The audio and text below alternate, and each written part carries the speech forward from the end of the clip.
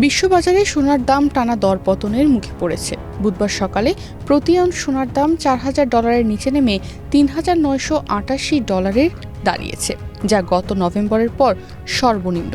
একই সময় রূপার দামও প্রায় 6% কমে $58 ঘরে নেমে এসেছে। গত এক সপ্তাহে সোনার দাম প্রায় 8% এবং রূপার দাম 16% বেশি কমেছে। বিশ্ববাজারের এমন পরিবর্তনের কারণে পরপর 2 দিন দেশের বাজারে সোনার দাম 7,700 টাকা কমিয়েছে Bangladesh jewellers association BAJUS. Corona বা যে কোনো ভাইরাসের এগেইনস্টে ফাইট মানি ব্যাকট্রলের লেফট রাইট। 25 জুন বৃহস্পতিবার সকাল 10টা থেকে ভ্যাট সহ 22 ক্যারেটের প্রতি ভরি সোনার গয়নার দাম 2,216 টাকা কমিয়ে নতুন দাম নির্ধারণ করা হয়েছে 2,23,074 টাকা। ভ্যাট সহ সোনার গয়নার দাম নির্ধারণ করা হলেও রূপার ক্ষেত্রে আগের নিয়মই রাখা হয়েছে, অর্থাৎ রূপার অলংকার কিনতে নির্ধারিত দামের উপর 5% ভ্যাট দিতে হবে।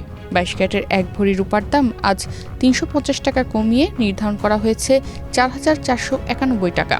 বিশ্লেষকদের মতে এই পতনের প্রধান কারণ হল মার্কিন ডলারের শক্তিশালী অবস্থান এবং যুক্তরাষ্ট্রের কেন্দ্রীয় ব্যাংক ফেডারেল রিজার্ভের সুদের হার বাড়ানোর সম্ভাবনা। সাধারণত সুদের হার বাড়লে সোনা ও রূপার মতো সুদবিহীন সম্পদের প্রতি বিনিয়োগকারীদের আগ্রহ কমে যায়, কারণ তখন বন্ড ও অন্যান্য সুদভিত্তিক বিনিয়োগ তুলনামূলক বেশি আকর্ষণীয় হয়ে ওঠে। নতুন মূল্য অনুযায়ী 25 জুন বৃহস্পতিবার সকাল 10টা থেকে ভ্যাটসহ 22 ক্যারেটের প্রতি ভরি সোনার গয়নার দাম 2,216 টাকা কমিয়ে নতুন দাম নির্ধারণ করা হয়েছে 2,23,074 টাকা। 21 ক্যারেটের 1 ভরি সোনার গয়নার দাম 2,099 টাকা কমিয়ে নির্ধারণ করা হয়েছে 2,13,043 টাকা। এছাড়া 18 ক্যারেটের 1 ভরি সোনার গয়নার দাম 1,808 টাকা কমিয়ে নতুন দাম নির্ধারণ করা হয়েছে 1,82,950 টাকা। আর সনাতন পদ্ধতির প্রতি ভরি সোনার গহনার দাম 1,458 টাকা কমিয়ে নতুন দাম নির্ধারণ করা হয়েছে 1,49,474 টাকা। গতকাল সকালেই 22 ক্যারেটের প্রতি ভরি সোনার গহনার দাম 5,482 টাকা কমিয়ে নতুন দাম নির্ধারণ করা হয়েছিল 2,25,290 টাকা। আর আজ সকাল 9টা 59 পর্যন্ত 21 ক্যারেটের প্রতি ভরি সোনার গহনা বিক্রি হচ্ছিল 2,15,142 টাকায়। গত কয়েক বছর ধরে বলতে গেলে ধারাবাহিকভাবেই বেড়েছে সোনার দাম। তবে 2026 সালের শুরুতে দেশের বাজারে 22 ক্যারেটের প্রতি ভরি সোনা 2,24,182 টাকায় বিক্রি শুরু হয়। 2026 সালের জানুয়ারি থেকে এই পর্যন্ত দেশের বাজারে মোট 81 বার সোনার দাম সমন্বয় করা হয়েছে। এর মধ্যে 41 বার দাম বাড়ানো হয়েছে এবং কমানো হয়েছে 40 বার।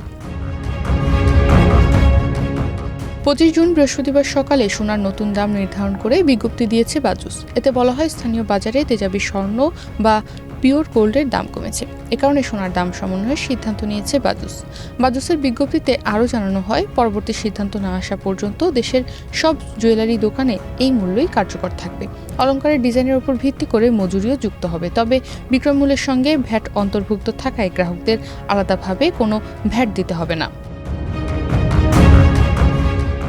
সম্প্রতি ফেডের নতুন চেয়ারম্যান ডেভিড ওয়ারেসের অধীনে অনুষ্ঠিত প্রথম বৈঠকে সুদের হার অপরিবর্তিত রাখা হলেও নীতি নির্ধারকদের একটি বড় অংশ চলতি বছর অন্তত একবার সুদের হার বৃদ্ধির পক্ষে মত দিয়েছেন। এতে বাজারে ধারণা তৈরি হয়েছে যে আগামী মাসগুলোতে মুদ্রানীতি আরও কঠোর হতে পারে। সেই প্রত্যাশায় সোনার বাজারে বিক্রির চাপ বাড়িয়েছে। আর যখন বিক্রির চাপ বাড়ে তখন সোনার দাম কমতে থাকে। অন্যদিকে মার্কিন ডলার সূচক 1 বছরের বেশি সময়ের মধ্যে সর্বোচ্চ অবস্থানে পৌঁছেছে। ডলার শক্তিশালী হলে অন্যান্য মুদ্রাধারীদের জন্য সোনা কেনা ব্যয়বহুল হয়ে পড়ে, ফলে চাহিদা অনেকটাই কমে যায়। এরও সরাসরি প্রভাব পড়ছে মূল্যবান এই ধাতুর দামে।